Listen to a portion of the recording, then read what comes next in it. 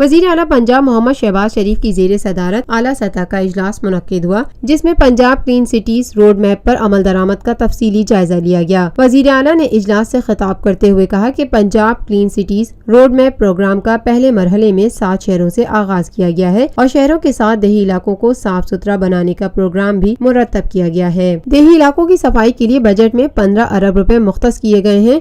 لاہور، ملتان، فیصل آباد، گوجرانوالہ، بھاولپور، راولپنڈی اور سیالکوٹ میں سالڈ ویسٹ مینجمنٹ کمپنیوں کے ذریعے کلین سٹیز پروگرام پر عمل کیا جا رہا ہے، جس سے ان شہروں میں صفائی کی صورتحال میں بہتری آئی ہے، تاہم ابھی اس حوالے سے بہت کچھ کرنا ہے۔ وزیر اعلیٰ نے سالڈ ویسٹ مینجمنٹ کمپنیوں کی آؤٹ سورسنگ کے عمل میں تاخیر پر اظہار برہمی کا اظہار کیا۔ انہوں نے کوڑا کرکٹ سے توانائی پیدا کرنے کے عمل میں تاخیر پر بھی سخت ناراضگی کا اظہار کرتے ہوئے متعلقہ حکام کی سرزنش کی۔ وزیر اعلیٰ نے کہا کہ کوڑا کرکٹ سے توانائی کے حصول کے لیے کچھ نہیں کیا گیا۔ صوبے میں 6000 میگا واٹ بجلی کے کارخانے لگ چکے ہیں۔ 15 میگا واٹ کا ویسٹ ٹو انرجی پلانٹ کا نہ لگنا افسوسناک ہے۔ انہوں نے کہا کہ شہروں کو صاف ستھرا بنانے میں میئر صاحبان کو بھی اپنا کردار ادا کرنا ہے۔ Lotus Lake Towers, a groundbreaking endeavor by Lotus Properties۔